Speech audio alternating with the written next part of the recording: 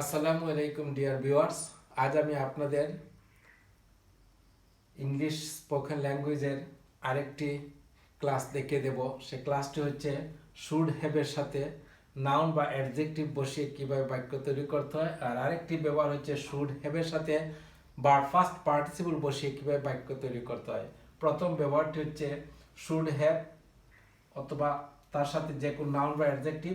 তবে শুড হ্যাভের অর্থটা জেনে নেওয়া যাক। যখন শুড হ্যাভের সাথে যে কোনো নাউন বা অ্যাডজেক্টিভ হবে তখন তার বাংলা অর্থটা হবে কাছে হওয়া উচিত বা থাকা উচিত। আমি বললাম তোমার একটি বই থাকা উচিত, তাহলে হবে ইউ শুড হ্যাভ এ বুক। আমার একটি বই থাকা উচিত, আই শুড হ্যাভ এ বুক। এই বাক্যটিকে যদি আমরা নেগেটিভ করি তাহলে কি করতে হবে? তোমার একটি বই থাকা উচিত নয়, বা তোমার একটি কম্পিউটার থাকা উচিত নয়। ঠিক এভাবে যখন নেগেটিভ বাক্য হবে তখন আমরা শুডের সাথে শুধু নট বসবে। যেমন you shouldn't have a book, তোমার একটি বই থাকা উচিত নয়। You shouldn't have a computer, you shouldn't have a mobile phone.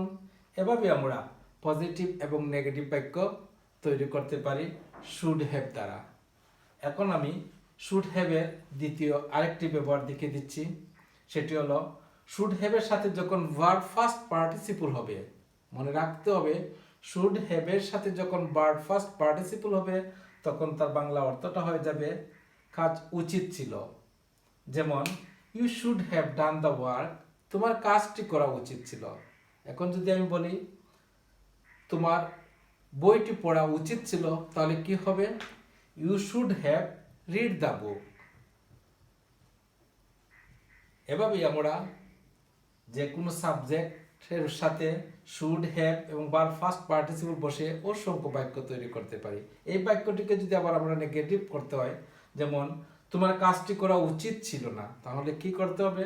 শুডের সাথে শুধু নট বসবে।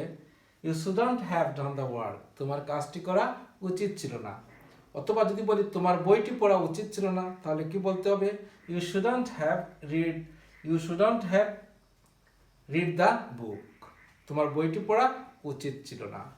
আশা করি শুড হ্যাভ মনে রাখতে হবে।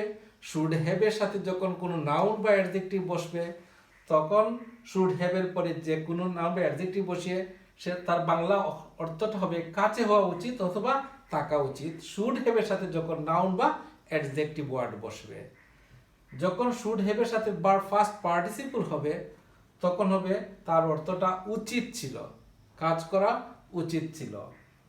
আশা করি শুড হ্যাভের এই দুইটি ব্যবহার আপনাদের সম্পূর্ণরূপে ক্লিয়ার হয়ে গেছে।